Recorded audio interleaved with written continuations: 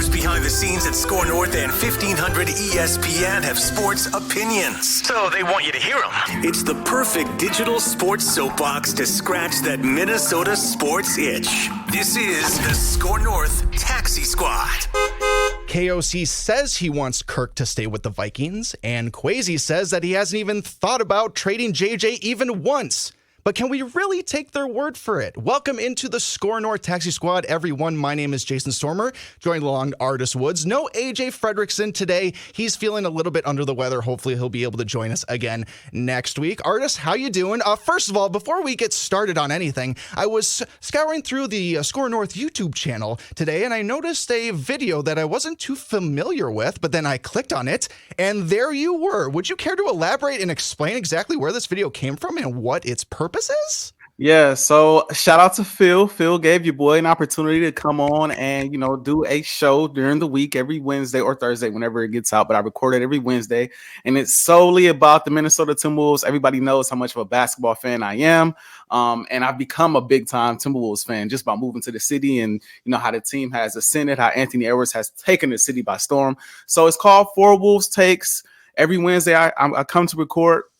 I give you guys 4 fresh takes. I try to come up with something new every single week, man. It's going to be fun. It's a challenge, but it's going to be fun. So 4 new takes every week, given, what's happened during the season and given what's happened during the week leading up into that recording. And so, yeah, it's a fun thing to do, man. It's fun. It's a big time opportunity. And I am forever grateful to Phil for giving me the opportunity, man. And thank you for everybody who watched too. A lot of positive comments, a lot of positive I was about to say. Yes, so it's been that watched, and I got more fire coming. Yes, he does. I was about to say it's been a fantastic debut. Plenty of views on the YouTube channel. Plenty of positive comments for our boy Artis. Congratulations, dude. That feels awesome. I know I just congratulated before we started everything, but you've worked your ass off to get to where you're at, and I'm just proud to see just my peers just doing things they love and just being able to accomplish awesome goals. So congratulations, man. I can't wait for 4 more takes next week. I can't wait to hear them. And I know that our listeners and our viewers can't wait as well. But we got a jam-packed taxi squad for you as usual, ladies and gentlemen. The NFL Combine is going on as we speak. I like to call it the Underwear Olympics, me personally, and I know I'm not the one who coined that phrase. You know the drill with the Combine. Get it? The drill. These prospects are poked and prodded. They go through all these different kind of drills, all these different kind of scenarios and tests like the Wonderlic. It's a crazy time for these guys, especially as they're just getting hyped up with the draft being right around the corner. But of course, Artis, this is also kind of an unofficial tampering window for all of these NFL teams because you've got these GMs and these executives and these scouts just bumping elbows, getting drunk off cocktail sauce at St. Elmo's in Indianapolis. It's a jolly good time for all these people. But of course, the Minnesota Vikings are in the thick of all of the reckless speculation that is going on in Indianapolis, particularly obviously with our quarterback, Kirk Cousins, with our wide receiver, Justin Jefferson. And there's a whole bunch of other things that the Vikings got to figure out too. And I'm sure Kwesi Adofo-Mensah is just been bumping elbows with plenty of people over the last few days in Indianapolis. But I actually wanted to play a little game with you, Artis. AJ's not here, so I guess we'll have a little bit of fun today. I don't know. You are aware of like BS meters, right? You've seen them like in publications. We've seen them on ESPN Sports Center and everything like that. What I would like to do with you today is actually go through all of these different headlines, all of the different rumors that have come out about the Minnesota Vikings over the last week. And let's just base, our own feelings about how valid or invalid they might be. Are you down for that? Of course. Okay. Let's hope our listeners and our viewers are down for it as well. I mean, guys, there's a whole lot of stuff. I got like 7 different angles that we can take with this. So let's start with what our head coach, Kevin O'Connell, said in his press conference. Him and Kwesi Adofo-Mensah had a run-of-the-mill press conference. I think every GM, every head coach is doing this while they have their availability in Indianapolis. But KOC, like I said at the top of the program, did definitively say that he wants Kirk Cousins to stay a Minnesota Viking and that we're going to work to try to make that outcome happen. Artis, BS or no BS in that statement from Kevin O'Connell? First off, before I forget, also shout out to AJ for all the graphics for, 4 Wolves Takes. Just throw that out there. Yes. AJ, my boy, love you, man. All right, back to the topic at hand, KOC. I love everybody around here. Yeah, it's all love. It's all love. Yeah. As far as the Kirk Cousins KLC thing, I believe KLC. So No, yes. I believe him on this. I think he likes Kirk as a quarterback. I think he's shown a lot of promise, especially last year, the year before. I think he played really well. It's just, last year the defense was tough. It didn't play to the best of its ability. So we got to pinpoint that. Kirk didn't always play well. In the playoff game, he had the last play of the game where he threw the ball, 3 yards, and it was supposed to be thrown for 8. So we understand, moments like that, couple bad moments this season before he ultimately got hurt, but he was having a great statistical season before he got hurt this season. And so I can see KLC looking at Kirk and looking at the rest of the quarterbacks out here and being like, Kirk is the number one option out here amongst free agent quarterbacks. He just is. He's just the best out there. So I can see him being like, yeah, I want my guy back, because if we can run him back with Kirk Cousins, with this offense, and this defense playing the way it was just playing this past season, we could have a shot in the NFC that I still believe is wide open. Detroit just came up. The Packers just came up. Who knows if Detroit wins that division or if the Packers make the playoffs if the Minnesota Vikings have a healthy Kirk Cousins. So I can see him looking at it like, let's run this thing back with Kirk. I do believe he fully wants Kirk Cousins back in the fold with the Minnesota Vikings.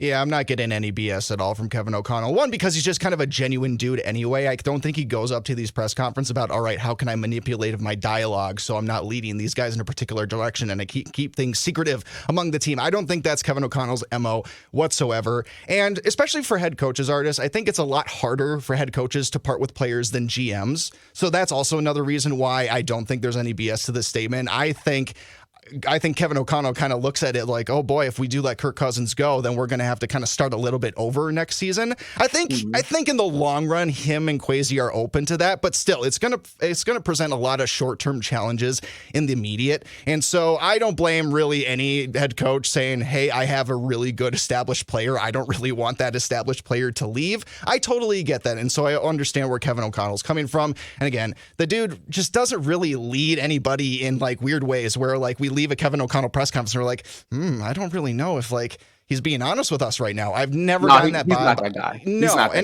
and I've never been at the press conferences. Sure, I know Judd has, and I don't think Judd's got that vibe whatsoever. So yeah, no BS in that statement. All right, on to the next one, still involving our quarterback Kirk Cousins, or maybe soon to be gone quarterback Kirk Cousins. He might not be with the Minnesota Vikings anymore for too much longer, especially because if ESPN's Bill Barnwell is projecting him at a $51 million salary per season. Here's a little write-up from Bill Barnwell, who wrote this just a couple days ago. Any team hoping to win over the next 3 years that isn't in a position to land one of the top starters in the 24 draft should try to pursue Cousins.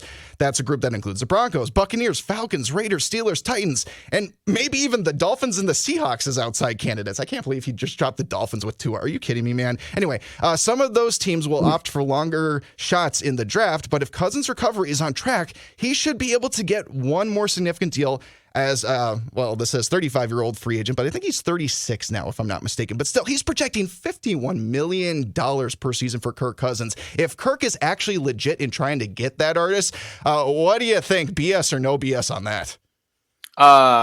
He ain't getting it here. I don't think he would get it with the Vikings. Let's just put it, let's just throw that out there. And it's this one is hard to gauge because I do think that could be accurate. We know Kirk Cousins is a master negotiator. That's who Kirk is. Like, Kirk is going to get that bag. So we got to give credit where it's due, but I don't know about him getting it here. So I would say BS as far as it, being received here from the Minnesota Vikings. But as far as anywhere else, I could see teams reaching. I could see a team like the Atlanta Falcons, if they don't trade for Justin Fields, I could see them potentially, reaching. Some other teams out there that can potentially reach for a quarterback. I could see maybe New England maybe potentially reaches for a quarterback. Who knows? There's a lot of teams out there right now that need a quarterback. So I could see some teams reaching, but it won't be the Vikings. I hope it's not the Vikings. I pray it's not the Vikings. As much as KLC might want them back, I mean, you got to get them back on I won't use the phrase cheap deal, but you got to get them back on a fair deal. I mean, I would think. What do you think? Yeah, I mean, we had this discussion a couple of weeks ago when the Charlie Walters from the Pioneer Press story came out that he was looking for 2 years, $90 million guaranteed. And I was out then. I'm still going to be out if we add another $6 million to that contract. There's just no way. I'm already in the camp that I would rather pay guys like Danielle Hunter, Justin Jefferson. Heck, even if there's a way to, I know that he's probably going to be a cap casualty, but if there is a way to keep Harrison Smith, I still think there's some value to his game. I just know he makes a lot of money. But, I mean, we're going to have to cut even more guys if we accept a contract like that from Kirk Cousins. There will have to be even more cap casualties, even more guys we're not going to be able to sign in free agency. It's going to be... I think numbers-wise, he'd be a top 5 paid quarterback in the NFL. Sure. And you know what? He might be able to get that on market, but it's just not going to be able to work here. And I'm sorry, if there was more of a playoff pedigree to the man, if he has won us more than one playoff game, I think this is an easier conversation to have. But with all due respect, I mean, Kirk, go get that money, man. Like, go get that. Like, go get paid. With all due respect to you, take care of Cousins for generations to come. I do not blame him whatsoever, but it just cannot happen with the Minnesota Vikings. It will cripple our franchise. I don't want to use that word in particular, but it will. If you think like we've had limited success with Kirk Cousins on the team now, if we pay him that, he'll be making even more money. He'll be getting older. It's just not a good idea. It's just not a good idea. Draft a quarterback, though, with your first overall pick. Well, not first overall, but your first round pick. And I'm sure we might get into that. We might not today. But the only way to kind of like smooth it over a bit, if you do somehow, some way, unfortunately, pay him that amount of money, is if you draft a quarterback and say, if this doesn't work out, he'll be off the books in 2 or 3, probably about 2 years. And we got this young up-and-coming quarterback that could come in, take the reins, and take off. That will be the hope. What you don't want to do is pay Kirk Cousins all of this money and not draft a quarterback. Because 2 years from now, you'll have the same type of issue. Not when it comes to money, but when it comes to, okay, who's going to be my quarterback for the future? Well, let's keep the quarterback speculation alive just going a little bit, because like we both said, we're kind of more in the camp of the Vikings just kind of maybe starting over, drafting a quarterback. Doesn't mean you can't keep Kirk on the roster next season. That's still a possibility where you can do both, but it's probably likelihood that they are either going to draft a quarterback and Kirk walks, or Kirk stays and they don't draft a quarterback at all. But let's keep it going with who the Vikings have been meeting at the NFL Combine, in particular, a couple quarterbacks at the top of many people's draft boards, Caleb Williams and Jaden Daniels. This should definitely excite Vikings fans a little bit, because obviously they're kind of maybe the top 2 quarterbacks in the draft. Maybe you got to include Drake May in there too. And I know the Vikings have had meetings with other quarterbacks in the past at the Combine. This is maybe more to do about due diligence than anything, but still, we're doing a BS meter right now. Artis, do you think there is legitimate interest now from the Minnesota Vikings here based off of these meetings where we could potentially see them move up in the draft? BS or no BS based off this? Interest? Oh, yes, no BS. There's interest. Okay. Sure. But not just due diligence interest, like legit, like they have identified these guys and they want to potentially do what they can to leap up in the draft. Do you think that these meetings are indications of that, or do you think we're reaching a little bit? I don't think these meetings don't change my thought process as far as it being a real possibility that they can move up, because we see teams meet with players all the time that they know they can't draft. They know they will not be in position to draft certain players, but we're going to meet with them anyway and see what kind of knowledge we could pull. Maybe if there's some type of rabbit we could pull out of the hat, we can move up and do XYZ. But we kind of see this every year. The Chiefs might meet with, Caleb Williams, or, you know what I mean? Like, you just never know. That type of stuff kind of happens, So no. And honestly, I'm not. I know it's been a lot of speculation, and I have no sources. Let's just put that out there. I do not know. I am just Artis Woods. I am just a fan like the rest of you. Okay, so man, we're just out here. We just out here talking, man. We just out here, If any players, coaches, executives, want to, slide into our DMs and offer us any information, we're more than welcome. We will be respectful with your information. I promise. We may not be like the scoop master, Darren Doogie Wolfson, but we will do our best. We'll do our best. Right. We'll try. Yeah. Do I think the Vikings are going to move up to draft a quarterback? I don't. It depends on how high we're talking. I don't think they're going to move into the top 5. Really? But could they move up to like 6 if somebody falls to that spot? Maybe. I don't see them moving up and drafting one of the top 2 quarterbacks in the draft, though, because I don't think either one of those quarterbacks are going to fall. I just don't see that. And so I don't know if that really answers that meter question, but I guess I'm kind of in the middle. There's obvious interest if they're there, of course. If you're in position to take them and one of these guys slide, of course. But Do I think Jaden Daniels I don't think any of those guys are going to be there by the time 11 rolls around. And I just don't think, or even 7. And I just, if they're not there, I don't see them trading up for anybody else within that range. Drake May, any of them. If I had a mortgage, which I don't because I'm a millennial and millennials aren't allowed to own houses, I would bet that Drake May, Caleb Williams, and Jaden Daniels all go in the top 5. And so if you are the Minnesota Vikings, you are going to have to trade into the top 5. It's a possibility. Would it be just a gigantic breath of fresh air, not only because you're hopefully getting your quarterback of the future, but we've kind of had this narrative about Kwesi trading down. And this was a narrative even before Kwesi too. Rick Spielman did it a lot too.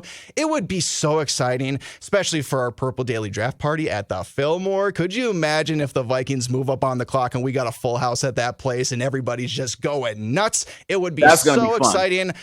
Tickets, I believe, are going on sale this Friday for that. So you probably can just go to skornorth.com and find a link right there and get your tickets for that. There's VIP sections, meet and greets, opportunities. It's going to be a whole lot of fun for the first day of the NFL draft. So that's what the Vikings will have to do. I do think this is probably more due diligence than anything else. I've seen a lot of mock drafts with Vikings more going towards defensive players lately. That might actually probably what I'm leaning towards of what they might do here in the first round, especially, and if a guy like JJ McCarthy goes top 10, then I'm out. I'm out on trying to get a quarterback at 11. I'm not reaching for Bo Nix. I'm not reaching for Michael Penix. I'm not doing that kind of thing. I still like Penix though. Oh, I do too. I do too. Bro. I do too. I don't know if I take him there, it's the but injury I like history. Penix. I like his game, bro. It's the injury history. It's the 2 ACL tears. It's the shoulder issues at Indiana. But man, I remember that game against Texas. There was a reverse video of him throwing right-handed. They just mirrored the image or whatever, and he just looks like he's just absolutely incredible. The mechanics look good. I'm an armchair quarterback. What do I know? But it was very hard not to just get enthralled by what I was seeing with Michael Penix. But still, it's injury history always plays a factor in the draft. It comes up a ton. And it can't be ignored, even though plenty of players actually go on to, rise above that and don't let their injuries actually define them and have pretty good NFL careers. Keeping the quarterback conversation just a little bit longer alive. Oh, man, this is already pissing me off that I'm going to say this out loud. Again, we're trying to figure out what the Vikings are going to do. We've talked about a scenario where maybe they draft a quarterback and Kirk Cousins walks. If that scenario plays out, they obviously need a bridge quarterback. Could that potentially... I can't believe I'm saying this name, but it was actually reported. This is a legit report from The Athletic. Could Zach Wilson potentially be that guy? Because Zach Rosenblatt from The Athletic put this out there saying that Kirk Cousins is a free agent and Minnesota doesn't have any young quarterbacks on the roster worth developing. In addition, quarterback-friendly coach Kevin O'Connell has a proven history of putting his QBs in positions to succeed. This is the most intriguing potential destination for Zach Wilson. Artis, any BS about the steam that Zach Wilson could be a Minnesota Viking next season? What do you Jason, I'd rather have you go out there and play quarterback. Thanks, man. I appreciate that. Hey, I'd rather have you go out there on the football than Zach. No. I'm going to say this is BS because that's what I'm hoping. I'm hoping with that's not a real conversation. And that's just a lot of speculation. That's because ain't no way. I'm sorry. They're just no. What are you serious? Who would you rather have on this team? Hold on. Well, who would you rather have on this team next season? Russell Wilson or Zach Wilson? Russell Wilson. No question. Oh, okay. No question. This is no question. This is. This guy. Which Wilson would you rather have? No, yes, Russell. Let's even ride. With all the locker room stuff, Jason. Let's ride. Okay, give me Russell Wilson all day. Okay, Vikings country. Oh my God! Let's ride. All right, I would rock with Russell Wilson, and I know that's been talked about too. I wouldn't mind that. I still like Russell Wilson. I think his game is pretty good. I thought he had a pretty decent season this past year with the Broncos. Their defense was up and down. One moment it was terrible. I believe, if I'm not mistaken, weren't they the team that gave up 70 points at one point? Yeah, to the Dolphins. Yeah, but it also seemed like Sorry, Sean Payton seemed like he decided at the beginning of the year he didn't want Russell Wilson. It seemed like at the beginning of the year, and when they benched him, even though he had what 20 some touchdowns to 7 or 8 interceptions, it was very disrespectful in my eyes for a guy that literally won a Super Bowl. It just didn't make any sense. And we don't have to talk about Sean Payton's inflated ego, especially as Vikings fans. We'll never forget the 2009 NFC Championship game, particular for that reason, even if we don't like Greg Williams maybe just a little bit more. But anyway, let's not have Zach Wilson on this football team next season. Has Zach Wilson got screwed over a little bit? I will say yes. He should not have been drafted as high as he was. New York is a tough place to play no matter who you are. But when you were the quarterback of one of the football teams, that is as bright of a light any athlete can pretty much experience. Hopefully he can have like a Geno Smith kind of resurrection to his career, not to just obviously compare another Jets quarterback that didn't really make it, but he's got to go somewhere, just get a nice fresh start, maybe get out of just a giant market like New York too. I don't know where that'd be. Minnesota honestly would probably be a little bit of a refreshing pace from that of New York. If he's our backup quarterback next season, that would be the only thing I'd potentially be fine with, but not as the starter. Not as a bridge. I wouldn't mind him coming in as a backup maybe for a game or two. He's shown flashes, he's had decent games. He's also seen ghosts. A lot of them, right? The defense would have to play lights out. You do have a ton of weapons out here. You know what I mean? So, you got some weapons here to work with. So I will say him as a backup might not be bad, but dude, in general, like him being a bridge quarterback, dude, just draft somebody. Just draft somebody. Anybody. I'm not a big fan of JJ McCarthy. I'm not, but I would rather have him. Put Jason Stormer on the field and let him throw the ball before you allow Zach Wilson to go back there and throw passes. Put me on the field right now. I'm ready, man. I've got the rotator cuff is fresh. I've been throwing that pigskin over them mountains. I'm good. I'm ready. Might be a little immobile. I might be a statue like Kirk Cousins, but I could still get it done. If not, maybe I could be a long snapper or something. That'd be kind of fun. All right, so we've talked a whole hell of a lot about quarterbacks, and obviously it's the biggest conversation going on for the Minnesota Vikings, but we still have a star wide receiver that we have to pay an extension, Artis, and we've had plenty of steam about exactly where we are at all that with Justin Jefferson. In particular, it's in ways that I'm not really encouraged by because we're starting to get trade rumors thrown out, particularly from Pioneer Press columnist Charlie Walters. This is what he said in his column. Meanwhile, steam continues that the Vikings could make Justin Jefferson available for trade. The NFL salary cap increases to $31 million per team. That increase could push an extension for Jefferson to more than the initially projected $150 million over 5 years. So, Artis, little BS or no BS with this steam that the Vikings could actually be looking to move on from Justin Jefferson if they're not able to come together for a contract extension. I'm going to say BS. That's my initial take when I hear that, my initial thought process. And let me be very, very, very clear. Amongst all the speculation and amongst everybody that's talking and saying you should trade him, you shouldn't trade him, maybe it should be a thought, maybe it shouldn't be a thought. Do not trade Justin Jefferson. Please don't. Do not trade Justin Jefferson. Justin Jefferson, I know Addison showed us a lot this past season in his rookie season, but we don't know exactly what it's going to be 2-3 years down the line, right? I know you still have Hockenson. I know the run game is kind of up and down. You hope to have somebody at quarterback that can kind of lead the ship next season. Who knows who that will be exactly at the moment, but there's not enough, I think, within this offense to say, let's just ship away the best quarter or the best receiver in the league and expect us to get better and compete for championships because now we have more money to spend. Because 1, you got to spend the money the right way. 2, you have to draft the correct way. Mm-hmm. And 3, you're ultimately at some point going to hope. You're going to hope that somebody comes in and fills that role just as well as Justin Jefferson on a cheaper deal. So just pay the original. Pay the original guy. You know what I mean? Pay the name brand guy. You don't have to go with the great value, okay? Pay the name brand guy. Pay Justin Jefferson whatever it is he's asking for. He deserves it. We need to keep him here. He is the type of piece that is a cornerstone piece for, I feel like, the city and I feel like the team. He's a player that you build your offense around. He's a guy that's going to open up the doors for everybody else to flourish within the offense. I just don't think this is a movable piece. I don't see it that way.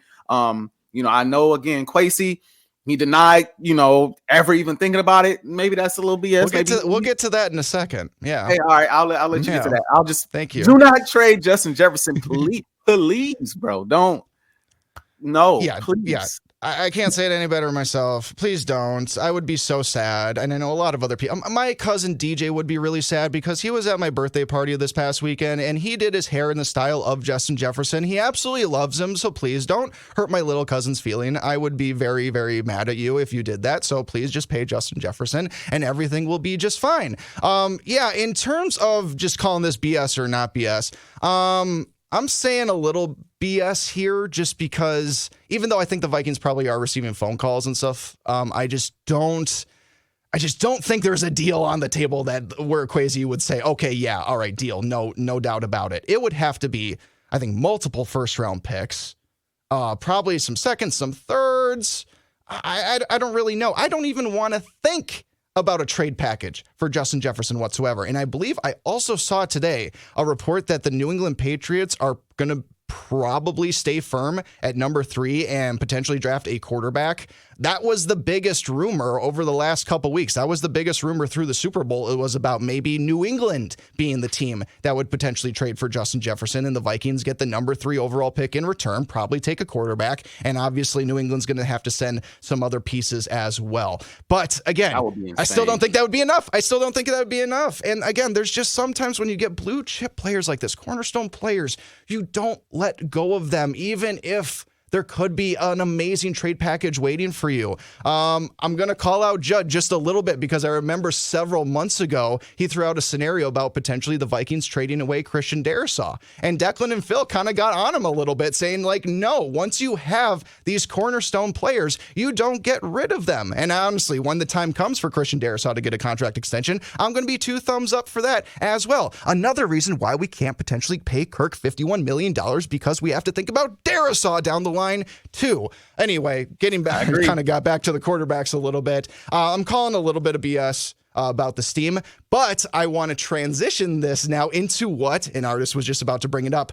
Exactly what Kwesi Adofo-Mensah said during his press conference, and I brought it up at the beginning of the show. This is what he said in regards about whether trading Justin Jefferson is an option. He said, quote, "That is not something that's once crossed my mind. You got a blue chip player, a blue chip person. You try to keep as many of those guys as you can." End quote. Artists. Any BS or not about whether Kwesi has or has not actually thought, given the time of considering trading Justin Jefferson?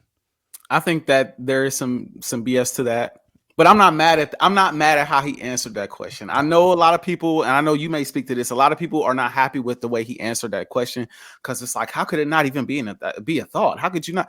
Dude, even if it is a thought, you don't admit that there. You don't say that. Like, yeah, we're really thinking about trading you, Justin. Like, we're thinking about letting you go because he's going to hear it. Obviously, it's going to hit his phone. Social media, in the day and age of social media, the moment he says, yeah, we're really considering. I mean, if you guys want him, I mean, we're thinking about it. It's going to hit his phone. And you know what he's going to do? You know what? Yeah, trade me. Now I demand a trade. Now I know I don't even want to be here anymore. I don't care what you guys do. And that's the last thing you want to do is alienate a cornerstone player in this league, not only for the team, but in this league. He is one of the faces of the league.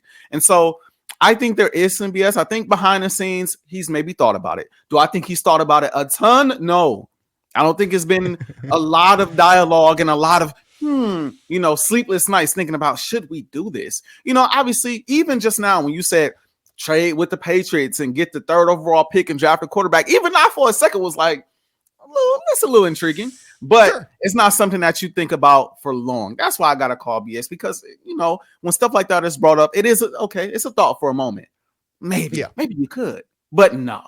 Yeah. You know that meme I'm talking about where the girl is in the meme. She's like, nah. Okay. All right. I'll do it. Yeah. Okay. Like, this is one of those things where it's quick, maybe, probably not. No, we're not trading Justin Jefferson. So that's my take on it. Yeah, and I think Phil said this, I can't remember if it was on Purple Daily or just on the SKOR North YouTube channel, that it maybe even be like borderline malpractice for a GM to not take phone calls about literally any player they have at any given day. And I'm sure that happens all the time. Like, I'm sure Tim Connolly within the last 6 months has gotten a call about trading for Anthony Edwards. I'm sure Bill Guerin has gotten a call in the last 6 months about trading Kirill Kaprizov. And I'm sure that the Twins have gotten a call in the last 6 months about trading Royce Lewis. I guarantee this stuff happens. Heck, I'm even almost willing to guarantee it's happened over the last week with the combine and everything, all the crazy stuff and all the elbows that are bumping at Indianapolis.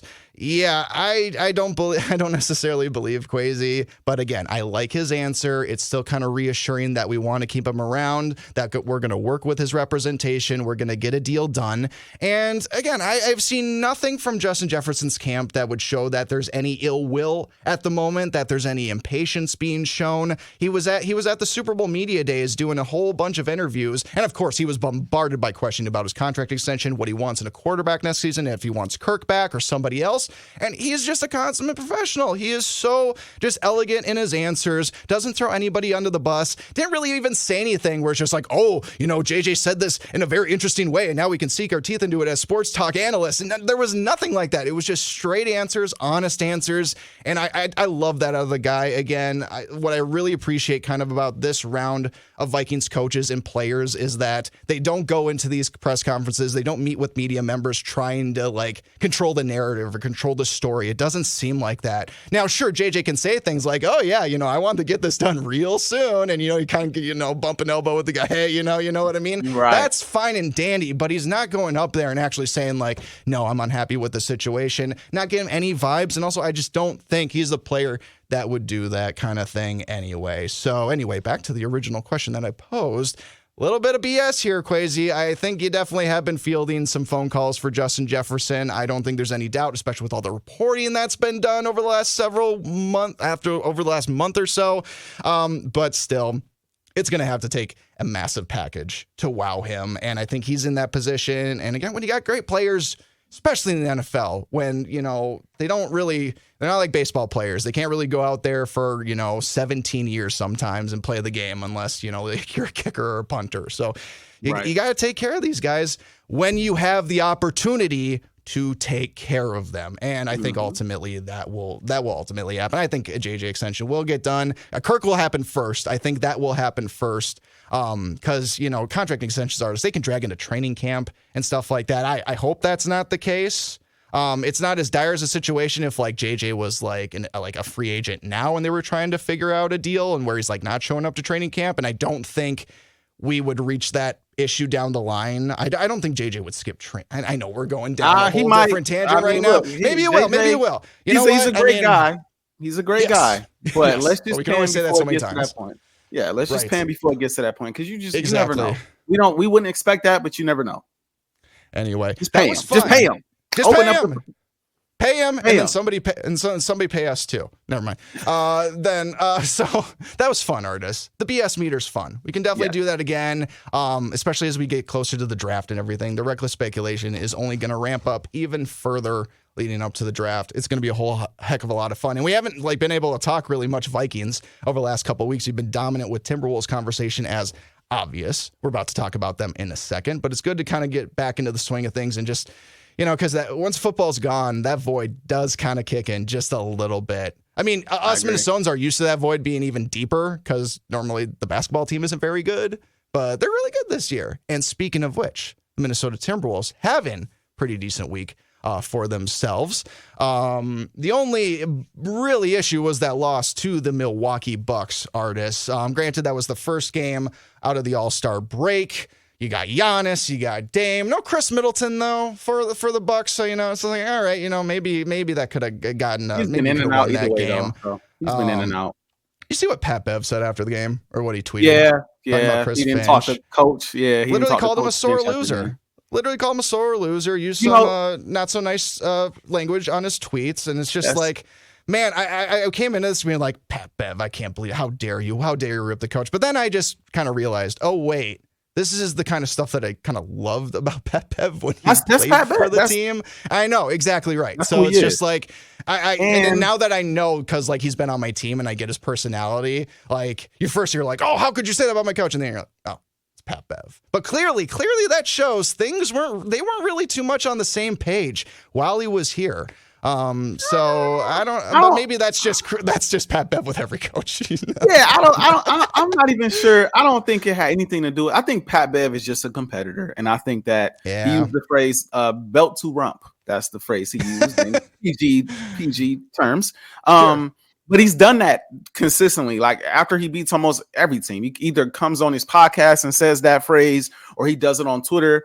And I'm not sure what he expected from Coach Finch. I guess he expected to shake hands with him and dap up and, you know, talk about the good times. I don't know, but I'm sure Coach Finch, being who he is, was like, "Look, we just lost. I'm ready to go. I'm ready to talk to my team, get this press conference over with." Like, you know, that man didn't get to have an all-star break either. And I imagine if there's anybody that just wants to put their feet up, get in the recliner, throw on some good TV, and just relax for a long weekend, it was Chris Finch. But the poor man had to go to Indianapolis and coach probably literally the worst all-star game in the history of sports.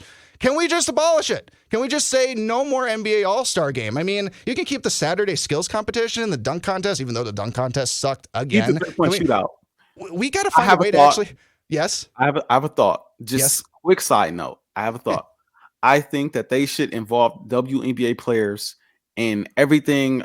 Obviously, not the dunk contest and not the All-Star game.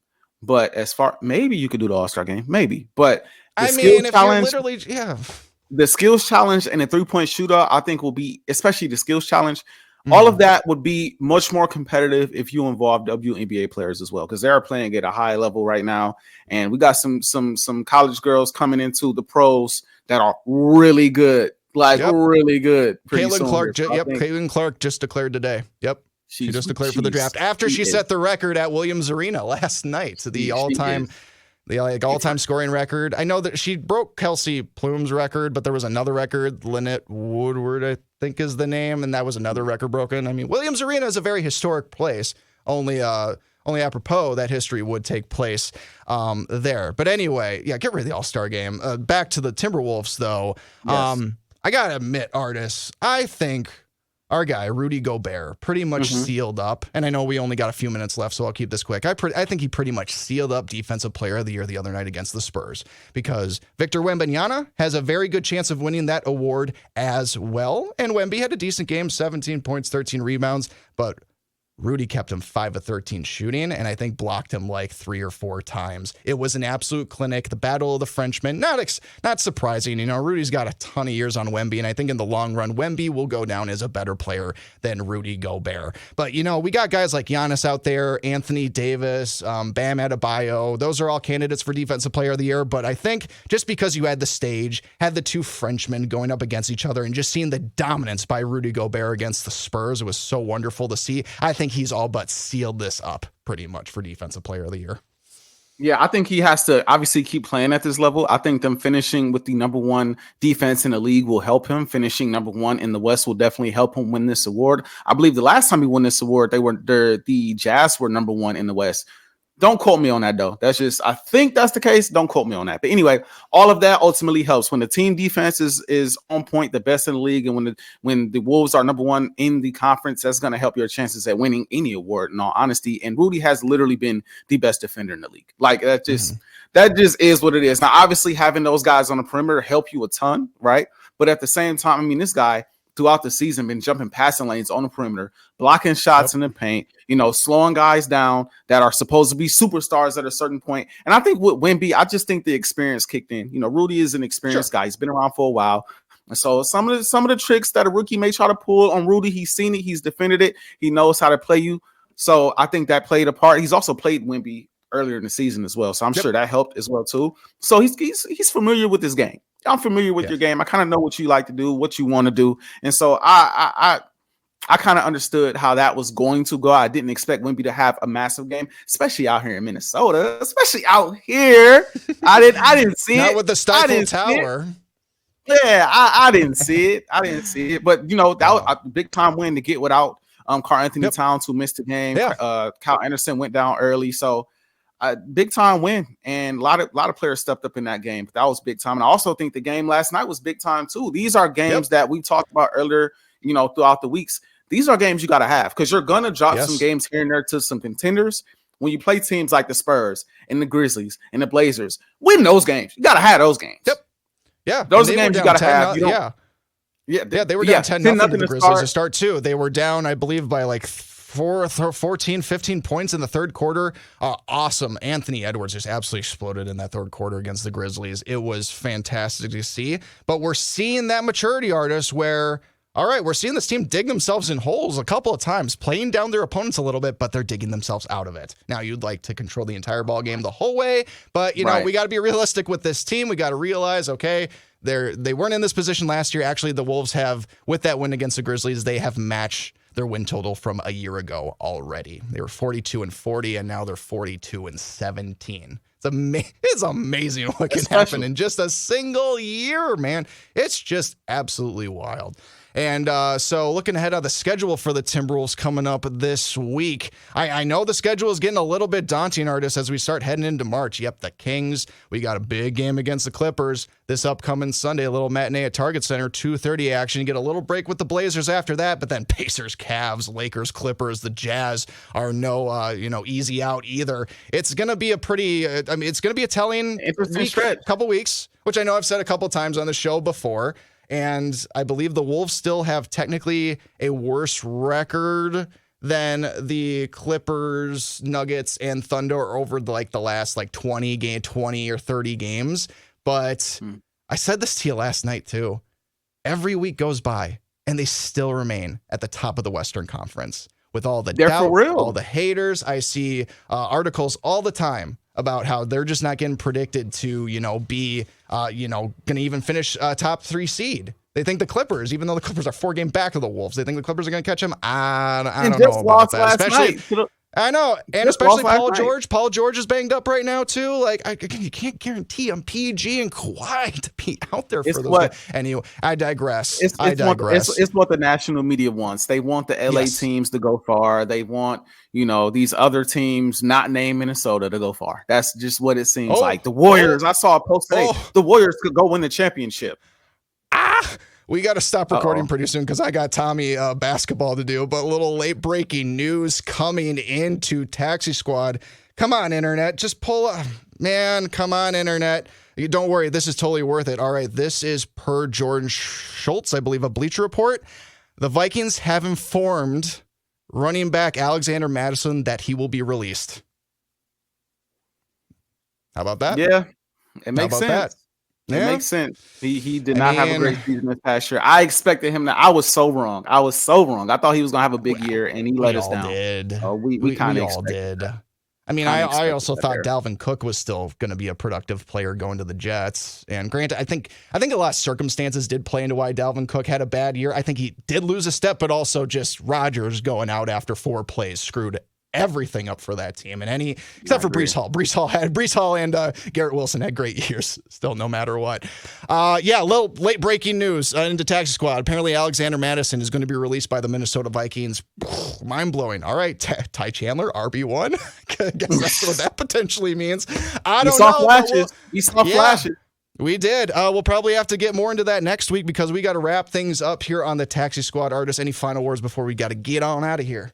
No, thank you all for tuning in. It has been a fun episode. AJ, we missed you, man. Make sure you are back healthy. We didn't talk any wild today. I know we didn't talk any wild today. There's been news about Marc-Andre Fleury not going to get traded. Some other things. They just got a really good prospect to come over from Russia. Wanted to talk to AJ about that, but maybe we can get his thoughts on that maybe next week. I don't have any thoughts either. I got to get going because we got Tommy Hoops coming up on 1500 ESPN. I am Jason Stormer. That is Artis Woods. Thank you again for listening and watching to the SKOR North Taxi Squad. Please join us on the next time, and you have a lovely week. Take care. Bye-bye.